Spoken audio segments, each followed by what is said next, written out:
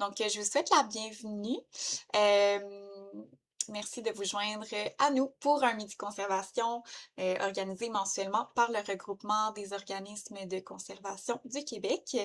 Donc, on tient aussi à remercier Hydro-Québec pour qui nous soutient dans l'organisation des midis conservation. Donc, pour ceux qui c'est la première fois qu'ils participent à un midi conservation, sachez que votre micro va être désactivé ainsi que votre caméra. Puis, tout au long de la présentation, vous pouvez poser vos questions en les écrivant dans la boîte questions et réponses. Et à la fin du webinaire, vous aurez l'occasion de vous signaler si vous souhaitez poser une question de vive voix. Donc, choisissez ce qui vous convient le mieux. Donc, on a aujourd'hui le plaisir d'accueillir Erwan Gavel, qui est spécialiste en géomatique et fondateur de GeoGrid. C'est une entreprise québécoise experte dans l'acquisition de données géospatiales et l'analyse par drone. Passionné par la technologie et l'environnement, il possède une solide expertise en télédétection. Au quotidien, GeoGrid accompagne les municipalités et les organismes de conservation dans l'intégration de solutions innovantes pour la gestion du territoire. Au sein de GeoGrid, son équipe pilote notamment les projets de surveillance écologique, contribuant directement à l'optimisation de la lutte contre les espèces exotiques envahissantes. Donc aujourd'hui, il vient nous présenter comment les drones peuvent faciliter le repérage, la cartographie et le suivi des espèces exotiques envahissantes sur de vastes territoires. Donc sur ce, Erwan, un grand merci d'être avec nous aujourd'hui et je vais te céder la parole.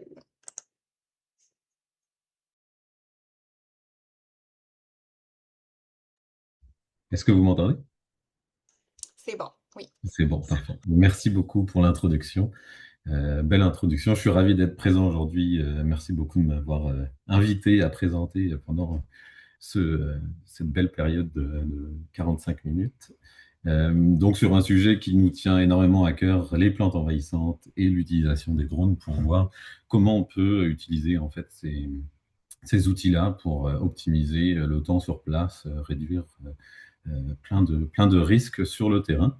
Donc, je vais commencer par me présenter rapidement. Donc, je suis Erwan Gavel. J'ai fait ma maîtrise à l'Université de Sherbrooke sur la télédétection en géomatique environnementale sur l'utilisation des drones pour la détection des maladies, des stress et des ravageurs dans la culture de pommes de terre.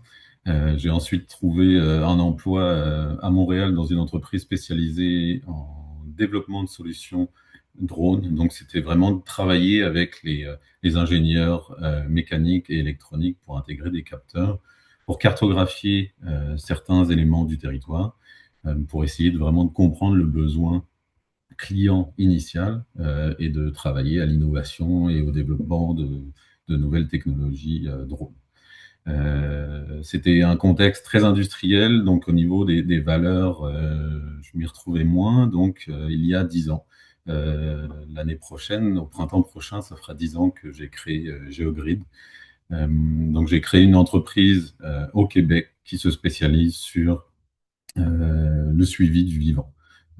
Que ça soit la végétation, la faune, la flore, on se spécialise vraiment exclusivement sur ce qui évolue sur le territoire. J'ai commencé tout seul à faire de l'acquisition drone. Personne dans les structures était équipé en 2017.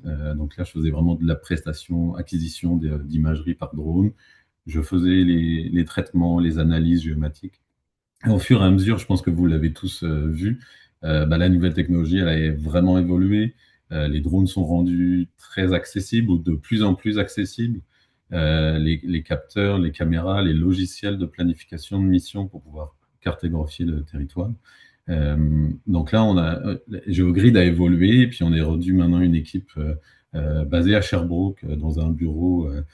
N'hésitez pas à venir nous faire un petit coucou, ça nous fera bien plaisir. On est une équipe de passionnés de nature et des geeks de technologie et des spécialistes en signal. Donc, on est composé de pilotes terrain, spécialistes en télédétection, vraiment la physique du signal, et ensuite du développement pour pouvoir développer la partie intelligence artificielle pour faire la détection automatisée. Donc, ça représente un petit peu le cheminement de la présentation d'aujourd'hui.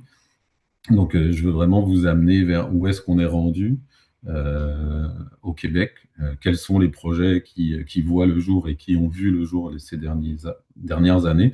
Je voulais pas juste présenter les projets qu'on a fait, mais un peu de comprendre comment fonctionne le drone, quels sont les acteurs qui travaillent sur le territoire au Québec sur les plantes envahissantes. Euh, donc, pour faire la situation de ces plantes-là, on a une liste du ministère qui nous donne une cinquantaine d'espèces envahissantes. Donc, euh, je pense que tout le monde qui est présent ici connaît le principe. C'est une plante qui vient d'ailleurs et qui adore le Québec et qui se développe très très vite, très très bien et qui va prendre le dessus et compétitionner la flore qui est indigène. Forcément, on ne veut pas ça. On travaille très fort pour pouvoir limiter son développement.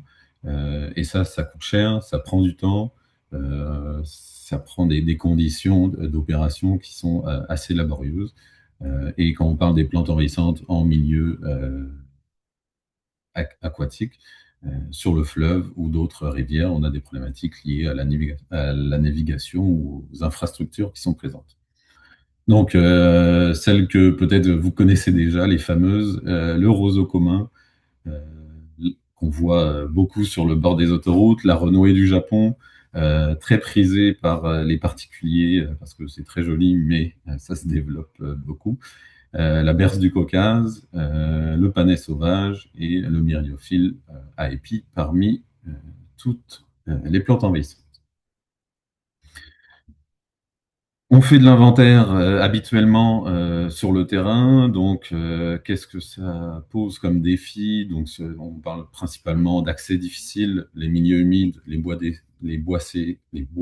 boisés denses, pardon, que des lieux qui ne sont pas propices à notre déplacement. Euh, et lorsqu'on se déplace dans ces milieux-là, comme on peut le voir en bas dans le marais, on va avoir un impact direct sur le milieu. Donc, on veut faire l'inventaire des espèces envahissantes, on veut aussi faire l'inventaire, la caractérisation de la végétation en place, mais on veut vraiment limiter au maximum notre impact sur le milieu.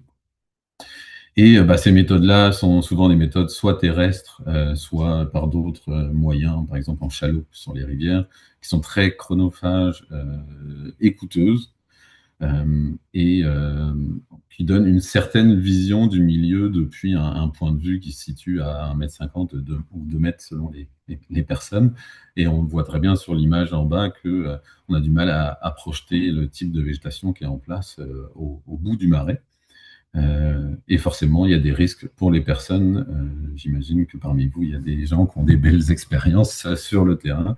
Nous, on en a eu quelques-unes sur le réservoir Manicouagan pendant des expéditions de prise de données. Euh, donc, c'est pour ça qu'on fait le lien avec le drone et la télédétection. Euh, la télédétection, c'est la détection des éléments euh, au sol à distance. Et donc là, nous, on va utiliser un drone. Ça se fait par avion, par satellite également. Ça permet d'accéder à des milieux complexes, donc des falaises, des marais et des berges, comme on a dit, de pouvoir couvrir ces zones-là et d'aller chercher de l'information sans nous aller se mettre en danger ou impacter le milieu. Quand on parle de falaises, par exemple, un projet qu'on a fait, c'était euh, compter les nids des hirondelles de rivage sur des falaises de sable autour de lacs. Donc, pour limiter le dérangement, on vient vraiment s'approcher avec le drone avec un téléobjectif et prendre de la donnée. Ça permet de prendre des images de très haute résolution, on pourrait dire même très très haute résolution, subcentimétrique, c'est-à-dire au millimètre. Et ça, l'intérêt, c'est que on va pouvoir sur les images prendre des images très très basses et interpréter. Des biologistes vont pouvoir interpréter les images et définir quel type de végétation il y a sur place. Le côté magique, c'est la détection spectrale. Donc, on va utiliser des capteurs, ce qu'on appelle multispectraux, qui ont plusieurs spectres sur le spectre du signal euh, lumineux. Et chaque plante, chaque type de végétation va renvoyer la lumière qu'elle reçoit du soleil. Et ça lui donne comme une signature lumineuse, où on appelle ça une signature spectrale. Et ça, elle est unique. En fonction de chaque espèce, on va avoir vraiment une signature qui est déterminée et qui nous permet ensuite de définir et caractériser chaque plante. Donc c'est un peu sa carte d'identité. Donc il faut réussir à identifier la plante et savoir quelle signature, quelle est sa carte d'identité au niveau des images. Le drone, ça apporte également un suivi temporel ultra précis, donc on peut revoler le même site de la même façon année après année, ou mois par mois, ou même semaine ou heure après heure, donc avec une approche très répétitive, ce qui fait que ça améliore vraiment la partie suivi temporel des milliers. Au niveau sécurité, préservation, ça, je pense que on le comprend bien avec la page, la slide d'avant. Donc, aucun risque, ou moins de risque en tout cas pour la personne qui opère le drone et qui va sur le terrain, et pas de piétinement sur les écosystèmes. Et le dernier point, la rapidité et la rentabilité. Bah, couverture de dizaines ou centaines d'hectares en une fraction du temps. Là, on est rendu à couvrir des milliers d'hectares en 1 ou 2 journées, ce qui est impossible à pied. Et on pense souvent que c'est une méthode qui est chère à mettre en place, mais par rapport à la surface couverte, on a vraiment une plus-value, une rentabilité qui est éprouvée. Au niveau de la technologie, elle a vraiment évolué. Maintenant, on est vendu avec des drones qui sont très compacts, mais très, très performants. Euh, on peut voler jusqu'à une cinquantaine de minutes avec des kits de batterie qu'on peut changer, et des vitesses de vol qui vont jusqu'à, de mémoire, 60 ou 80 km/h de déplacement. Précision dans les données, stabilité de vol, beaucoup de vent, des rafales jusqu'à 60 km/h sans problème. Et c'est des drones, pour certains, il y a plusieurs catégories. Pour certains, on peut emmener différents capteurs. Donc là, je vais vous en montrer quelques-uns. On parle de l'imagerie visible. Donc ça, c'est un peu comme votre cellulaire que vous avez dans votre poche. On a des images qui représentent ce qu'on voit, nous, à l'œil nu. Donc avec du rouge, du vert et du bleu mis ensemble. Et à très basse altitude d'acquisition, on peut avoir des résolutions qui nous permettent d'identifier facilement que ce soit la végétation ou ici des populations de poissons. L'imagerie multispectrale, donc là, une caméra qui va avoir par exemple 5 caméras, toujours le rouge, vert, bleu comme le visible, mais on va apporter 2 longueurs d'onde supplémentaires qui sont le red edge et le proche infrarouge. Le red edge correspond vraiment à la partie teneur en eau des feuilles, et la partie proche infrarouge, c'est vraiment la structure cellulaire et la chlorophylle au moment de l'acquisition. Donc là, en fonction de chaque type de plante, on comprend très bien que un résineux va avoir vraiment une réflectance et une signature, une carte d'identité spectrale différente par rapport à un feuillu ou une plante herbacée. J'imagine que beaucoup d'entre vous utilisent déjà le lidar du gouvernement sur forêt ouverte, qui nous permet d'obtenir des modèles numériques de terrain, modèles numériques de hauteur, de canopée, de la topographie très précise. Ben, il y a la même chose par drone. Donc on a notre lidar qui envoie une pulsation, un signal en direction du sol. Il va y avoir un impact sur les feuilles et un retour vers le drone. Ça va permettre de géoréférencer cet impact-là. Et vu que c'est du lidar, on parle de plusieurs retours. Donc on va avoir sur notre lidar, par exemple, 5 retours, qui fait que un même signal va avoir plusieurs impacts pour aller jusqu'à toucher le sol. Ça nous permet de classifier ce modèle 3D, ce nuage de points très complexe, d'extraire juste le sol, par exemple, et enlever la végétation, et de générer ensuite un modèle de topographie ultra précis. Et le dernier capteur que je voulais vous présenter, c'est l'imagerie thermique, où là, on va aller avec avec le drone, prendre des images, les retours de la température émissive des matériaux. Donc, les êtres humains, les animaux, donc ici on voit des chevreuils qui se déplacent dans le bois, vont émettre une chaleur et donc par drone on va être capable à distance de la mesurer et de l'estimer. On l'utilise également pour des îlots de chaleur en ville pour comprendre comment les matériaux captent et retiennent la chaleur du jour et comment le restituent la nuit, et voir aussi l'impact positif de la présence de végétation au milieu urbain. Et aussi, on l'utilise dans les rivières, pour les îlots de froideur, pour le saumon, pour les zones de frayère. Au Québec, j'ai essayé de faire l'état de l'art un peu de ce qui se fait pour les espèces envahissantes.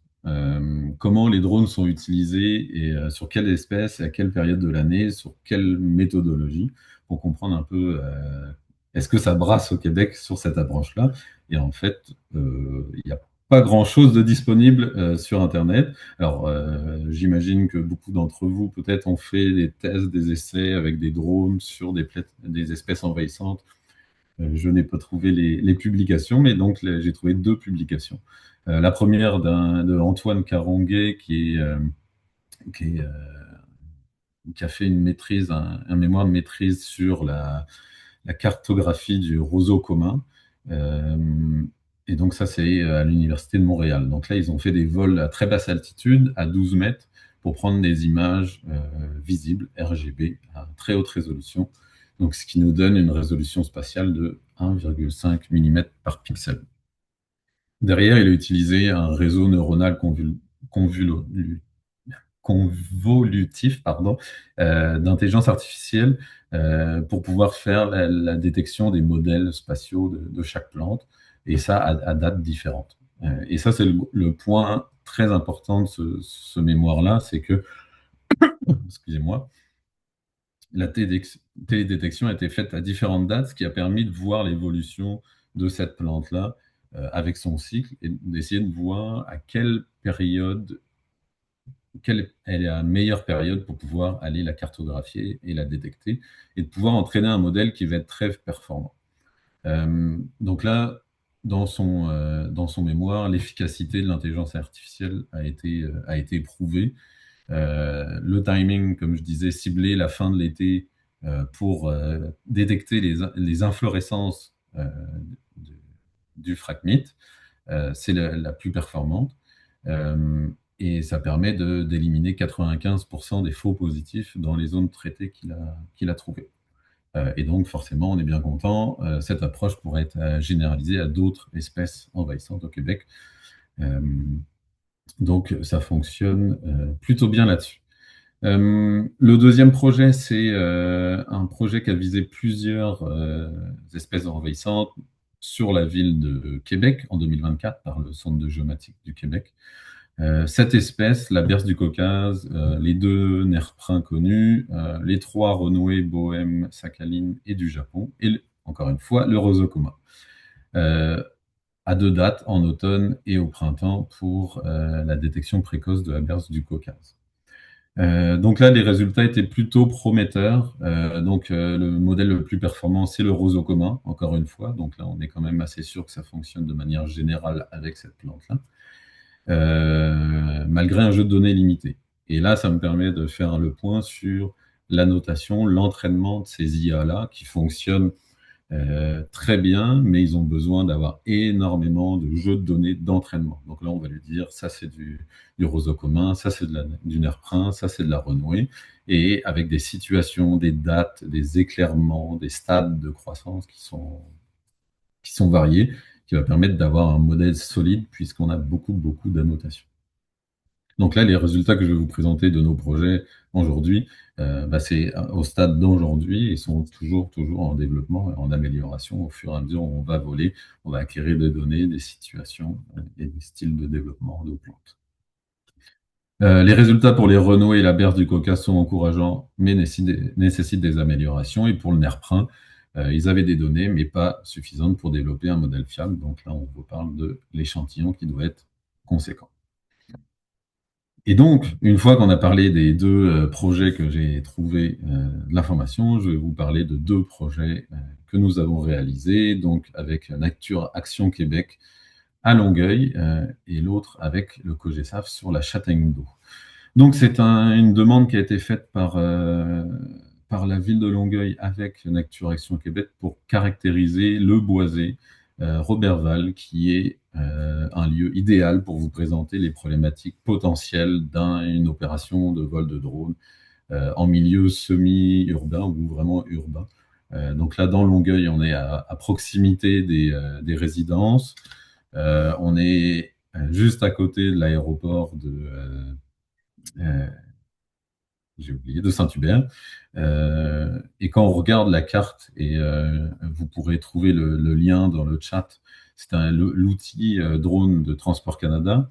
Ça vous permet d'afficher les cartes en opération de base. Donc là, au niveau opération drone, il vous faut un permis, dépendant du poids du drone, soit de base, soit avancé.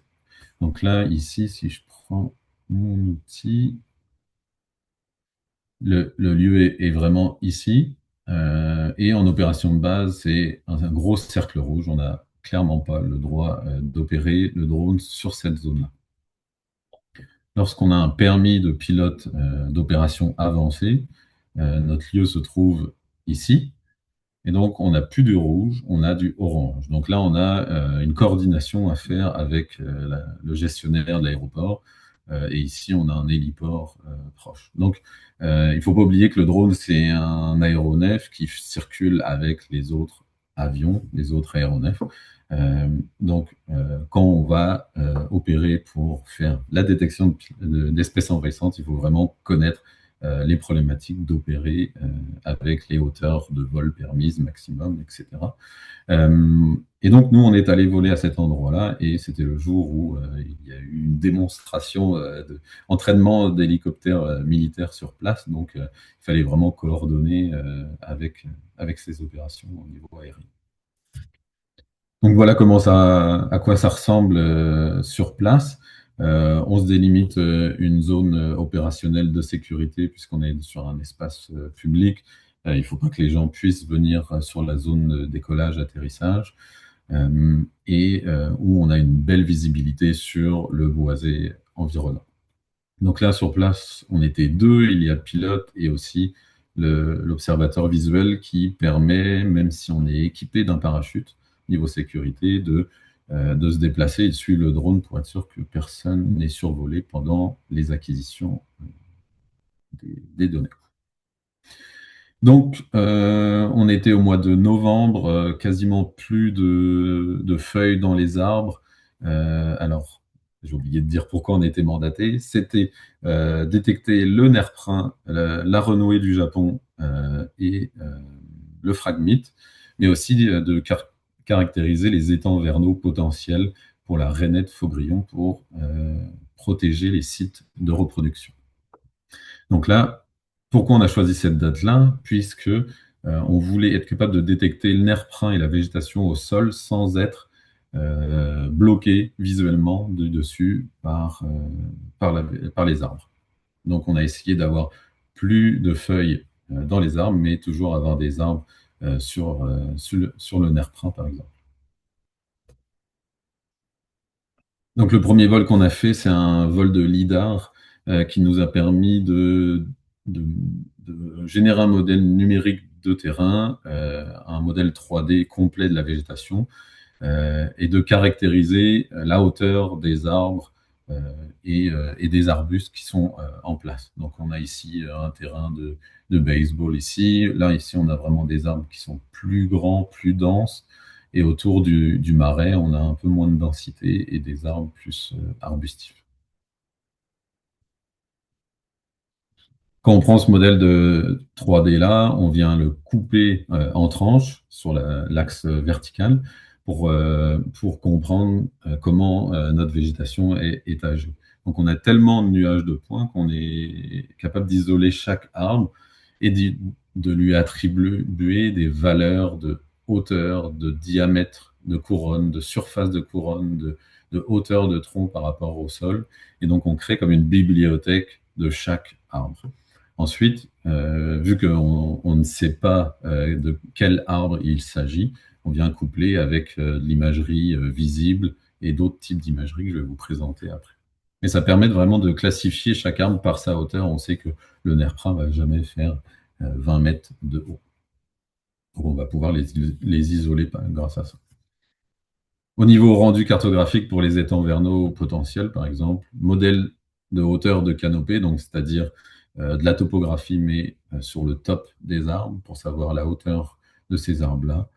On les enlève, on a le modèle numérique du terrain dessous. Donc là, on voit les anciens fossés agricoles avant le développement de Longueuil et l'implantation de ce parc-là, ce boisé-là. Et on vient remplir les dépressions avec un algorithme spécialisé qui nous permet de classifier ces zones-là par profondeur et par surface pour créer une carte de potentialité d'hébergement de la rainette faugrillon en période de reproduction. Et vu que le boisé est public et fréquenté, on peut se permettre de fermer certains sentiers pour limiter le dérangement. En parallèle de ça, on a fait un deuxième vol de drone le même jour, juste après, image visible couplée avec la caméra multispectrale pour avoir les informations sur la végétation et l'état de santé. Donc là, on voit bien, le drone, c'est un vol automatisé, donc on était situé ici pour ce vol-là, et plus haut ici pour avoir une vue sur le deuxième boisé. Et le drone va faire des lignes de vol automatisées avec des recouvrements et des prises d'acquisition d'images qui sont définies pour être sûr d'avoir de la qualité, de très très bonne qualité sur de l'imagerie pour pouvoir ensuite faire nos détections. On dit souvent en anglais garbage in, garbage out. Si on a des images de mauvaise qualité en entrée, on va avoir des mauvaises détections en sortie. Donc là, par exemple, en imagerie visible, on a 6300 images qui ont été prises sur les deux sites à 70 mètres de haut, ce qui nous donne une taille de pixels, de chaque pixel au sol fait 9 mm de résolution. Les exemples des images qu'on a prises, donc là on voit bien la végétation qui a commencé à perdre ses feuilles, il y a certaines espèces qui l'ont encore. Et au sol, alors je ne sais pas si on le voit très bien, mais on a des îlots de verdure un petit peu qui ressortent, que ce soit du chèvrefeuille ou du nerf prin, on ne sait pas encore, mais à ce stade-là, on voyait que sur les images, l'acquisition, ça nous permet d'aller chercher de l'information au niveau du sol également. Et vu qu'on a volé la caméra multispectrale, je voulais vous montrer des images brutes. Donc là, sur les lignes, on a 4 images qui ont été prises avec leurs 5 bandes, 5 longueurs d'onde bien séparées. Donc on a le bleu, le vert, le rouge, le red edge et le proche infrarouge que je vous parlais tantôt. Et on peut comparer entre chaque image les variations qu'on peut voir à l'œil nu, nous, en niveau de gris. Donc on voit ici, en bleu, on a des plantes qui ne vont pas renvoyer la lumière énormément, un peu plus en vert. En rouge, ici, on voit une différence entre le vert que nous, on voit à l'œil nu et le rouge. Et possiblement, on aurait peut-être 2 espèces de différentes, alors qu'ici, on aurait pu penser que c'est la même espèce. Ou en bas, on voit dans le red edge, ces arbustes ici ne ressortent pas du tout, absorbent la lumière dans le red edge. Donc tout ça, ça va nous permettre de générer énormément d'informations. Je voulais vraiment prendre le temps de vous expliquer comment fonctionne l'intelligence artificielle et comment on passe d'images à nos cartes de détection automatisées. Et ben, la première étape, c'est l'inventaire terrain, mais plus réduit. On veut des validations de la présence sur le terrain. L'expertise biologiste est essentielle pour dire oui, on a du nerf prin, oui, on a de la renouée. Elle est à peu près ici. On prend une photo, on prend un point GPS avec un GPS de rando ou autre, et on va avoir une validation terrain. Et là, on va superposer avec toutes nos couches, notre visible, notre infrarouge, la hauteur par lidar. Et on va pouvoir dire, cette renouée-là, elle a telle valeur de rouge, telle valeur de bleu, de vert, d'infrarouge et telle hauteur. Et ça va nous créer notre carte d'identité. Donc, un exemple, Nature Action Québec nous a transmis les photos et la position de leur détection sur le terrain. Et quand, par photo-interprétation, on peut définir les emplacements à la main de ces plantes-là. Donc là, on voit très bien, par exemple ici, Renault du Japon, on a une précision au sol peut-être de 3 mètres. Et ici, on a une talle qu'on arrive à interpréter par photo d'interprétation sur l'image, la talle de renouée du Japon. Pareil avec le nerf prun et les autres plantes. Ça nous permet de faire notre entraînement pour dire à notre modèle, voici c'est quoi la réalité. Mais si on lui donnait 100% la réalité et que il s'entraînait là-dessus et qu'on lui redemandait de détecter, on n'aurait pas une belle rigueur. Donc on va cacher 20% de ces données-là et on va les laisser travailler sur seulement 80%. Et on va valider avec les 20% restants. Donc lui, il va observer des centaines, des milliers d'exemples. Donc plus il est alimenté, mieux c'est. Et là, il va mémoriser la forme et la signature lumineuse de chaque plante, de chaque information. Et il va après se développer sur toute notre zone qu'on a cartographiée et l'inspecter, superposer ses lectures. Donc comme si on avait une loupe, là, on vient regarder pour comprendre où est-ce qu'il s'arrête notre nerf print et pour faire une belle détection. Ensuite, on va enlever ces zones les zones isolées qui sont peut-être des artefacts ou des problématiques. Et dans l'étal, on va combler les trous. Donc là, on a des formes naturelles et organiques qui sont générées. Et ça nous fait des polygones, alors des shapefiles ou des geopackages selon votre plaisir. Ces polygones-là, on va générer le centroïde et les surfaces exactes de ces plantes. Donc on génère des cartes complètes des détections qui ont été réalisées. Donc là, on a du roseau. Le nerf prun, on n'a pas été capable de déterminer nerf prun Bourdaine versus nerf prun cathartique.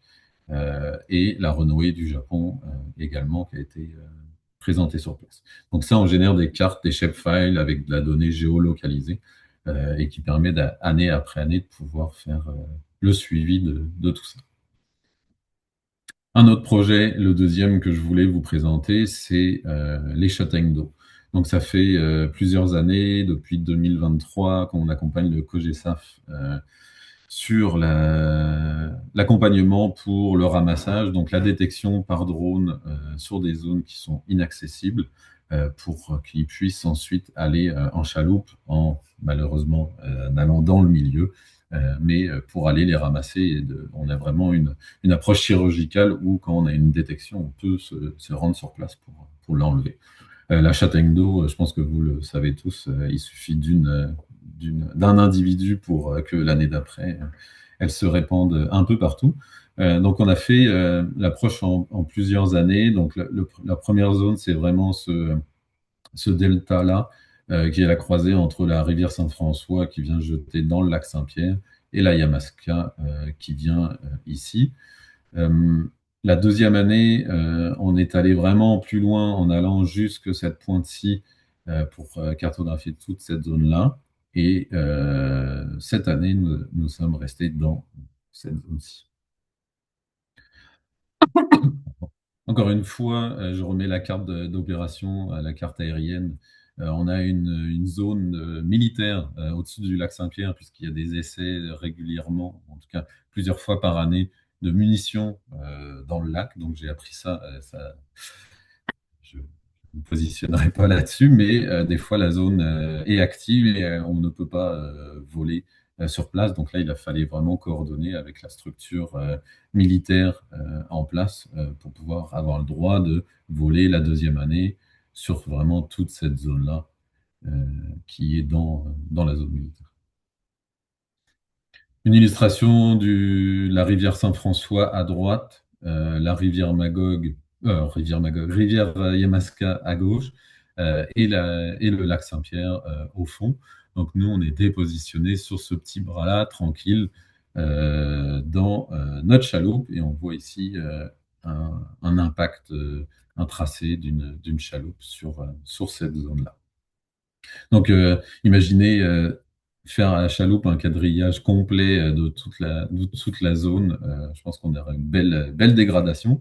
Donc, le but, c'est est-ce qu'il y a des châtaignes dans ce delta-là?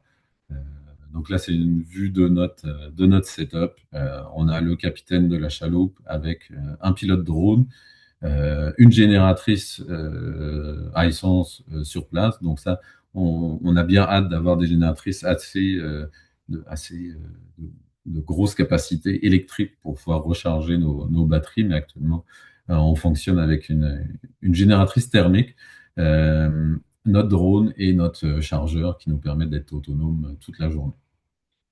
Donc là, un petit exemple d'atterrissage. Donc là, on a formé le capitaine du bateau avant à terre pour qu'il soit capable de récupérer le drone par les pieds, veste de flottaison, casque de sécurité. Donc il y a tout un protocole opérationnel qui est mis en place. Et quand on pense à toutes ces petites choses avant le terrain, bah, sur le terrain, ça se passe vraiment, vraiment bien et ce qui permet d'obtenir des images de très très haute résolution. Donc là, on a volé à 40 mètres, on est à 5 mm de résolution et on voit ici les fameuses châtaignes d'eau. Euh, Par exemple, ici, en chaloupe, on voit très bien cette présence-là. Par contre, on a d'autres châtaignes ici. On en a ici, alors je vous le mets en rouge, là. Je pense que ici, c'est dans des herbiers aquatiques. On en a ici au milieu des nénuphars. On en a ici, on en a après dans les herbes. Et donc, ces détections-là qu'on peut faire par drone, jamais on est capable de les voir depuis le bateau. Et l'avancée qu'on a fait cette année, c'est qu'on a intégré l'intelligence artificielle. Donc là, pour toutes les châtaignes d'eau qu'on voyait sur les images, comme celles que je vous ai présentées juste avant, bah, on a dit à l'intelligence, ça c'est de la châtaigne, ça c'est de la châtaigne, ça c'est du nénuphar, ne le considère pas. Et on est en train d'entraîner, on est toujours en entraînement, mais on arrive à des précisions de 80%, 80-85% de précision de détection des châtaignes d'eau sur des milieux qu'on n'aurait jamais pu aller détecter sur place. Donc là, je ne sais pas si vous la voyez, mais elle est là. Donc là, on a une châtaigne ici qui est détectée. La même chose sur cette image-là, on a deux détections ici. Et des fois, on a forcément des plus grosses talles où là, on a des surfaces qui peuvent être calculées de détection. Et ça, on ne l'avait pas les premières années. Donc là, par exemple, je vous fais un historique. En 2023, on a survolé 330 hectares en 3h30. Donc on était positionné ici, le drone fait ses lignes de vol. On a pris 4100 photos et le COGESAF a passé du temps à regarder chaque image pour les détecter visuellement, pour voir si est-ce qu'on voit les châtaignes directement sur l'eau. Je vais essayer d'enlever mon petit stylet. Et donc, ils ont détecté 32 images. Donc, on le voit ici sur le bras, 32 images où il y a de la châtaigne d'eau. Et c'était un bras qui était fermé. Ils ne pouvaient pas aller de l'autre côté et ils ne pouvaient pas voir qu'il y avait un bras. Donc, pendant l'inventaire terrain, ils ont complètement passé outre ce bras-là. Et ils ont récupéré 1600 kilos, donc 1 tonne 8, 1 tonne 7 de châtaigne d'eau, et ce qui a représenté 97% de la biomasse récoltée cette année. Donc, sans le drone, ils n'auraient pas trouvé ça. Et là, maintenant, on a repris cette année ces images de 2023 et on a fait rouler notre IA pour dire est-ce que notre IA peut trouver d'autres images que celles qu'on a vues visuellement à l'époque. Effectivement, il y a une détection, donc là, c'est dans la partie sud où on n'a pas vu une châtaigne d'eau qui est présente dans les images et euh, que, en fait, il y avait de la châtaigne d'eau. Donc là, on est rendu à l'apport du drone, mais en plus l'apport de l'IA sur l'amélioration de la détection des châtaignes. 2024, on n'a pas volé. Le COGESA n'avait pas le budget pour la partie drone. Donc là, on est revenu en 2025. Et vu que notre méthode fonctionnait super bien sur 350 hectares, on s'est dit, bah, let's go, on part pour 2 jours d'acquisition et on va faire 957 hectares de vol, 14 000 photos. Le COGESAF a passé, je pense, il faudrait valider avec eux, mais une semaine ou deux à passer les 14 000 images. et une par une. Et à la fin, le cerveau n'en peut plus. Et ils ont trouvé 70 images où il y avait ici en rouge les détections qui ont été trouvées visuellement. Donc là, ils ont pu aller sur place, aller ramasser ces châtaignes-là. Et encore une fois, on a remis cette année ce jeu de données-là dans notre IA. Et on l'a amélioré, amélioré, amélioré. Et là, on a détecté 391 images versus 70 euh, et 4800 détections. Et notamment la zone de la sortie de la rivière à droite, là, qu'on voit à la fin de la vidéo, où on a détecté de la châtaigne qu'on n'avait pas vue à l'œil. 2026, même chose, chose plus réduite parce qu'on a ramassé pas mal de châtaignes. J'ai pas encore la quantité de châtaignes ramassées cette année, mais visuellement, ils avaient trouvé 5 images où il y avait présence de châtaignes, et nous, avec l'IA, on a 36 images, 364 détections sur cette zone plus réduite. Donc là, on voit vraiment, encore une fois, l'apport important de l'IA. Puis là, je voulais conclure sur la partie technologie. Et souvent, j'ai entendu dire, bah, nous, on a essayé le drone, ça fonctionne pas. On a déjà essayé de cartographier un territoire. On a 100 hectares à cartographier. On passe 3 semaines. On n'arrive pas à voir le bout. Donc là, je voulais juste faire une comparaison entre ce que souvent les structures vont acheter. Donc, ça va être par exemple un DJI Mini Pro versus des appareils technologiques de plus grosse ampleur, plus dispendieux, mais avec une autre optimisation de terrain scientifique et spécialisée qui permet de vraiment changer la game, comme on dit en bon français. Donc là, je voulais vous les présenter pour avoir une résolution de 5 cm de 5 mm, pardon, comme on a volé pour les châtaignes d'eau à 40 mètres avec notre drone. Il faut voler à 15 mètres pour avoir cette résolution-là. Donc 15 mètres, clairement, on est à la hauteur des arbres. Donc là, on a des faisabilités d'opérationnel qui sont différentes. Et souvent, les gens vont générer des orthomosaïques, donc avec 80 de recouvrement entre chaque image et 60% de recouvrement latéral pour pouvoir générer une orthomosaïque complète pour pouvoir ensuite faire la détection.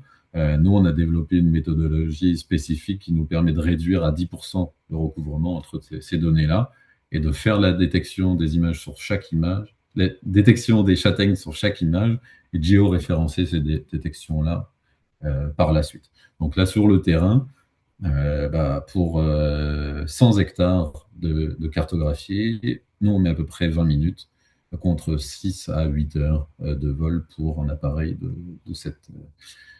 cette gamme-là. Donc avec une logistique aussi que je peux dire que c'est juste un kit de batterie pour la partie opérationnelle contre 15 à 25 batteries. Donc là, vraiment la partie compréhension du besoin, qu'est-ce qu'on vient chercher, quelle résolution il nous faut à la fin, quel capteur, quel drone on va utiliser, quelle méthode de cartographie on va mettre en place pour que, au niveau opérationnel, ça fonctionne. Souvent, on va avoir énormément de recherche, de développement sur des nouveaux capteurs, des nouvelles technologies qui sont très pointues, très efficaces, mais au niveau opérationnel sur le terrain ne fonctionnent pas du tout. Donc, c'était ça ma conclusion de bien se faire accompagner aussi dans la mise en place de projets avec les drones. Ça fait le tour de la présentation aujourd'hui. Je vous remercie énormément de m'avoir écouté pendant votre lunch. J'espère qu'il était bien bon, comme la présentation. Merci beaucoup. Merci beaucoup, Erwan, pour la présentation. C'était sincèrement super intéressant. Puis c'est vraiment fascinant là, ce que la télédétection peut faire au service de l'environnement.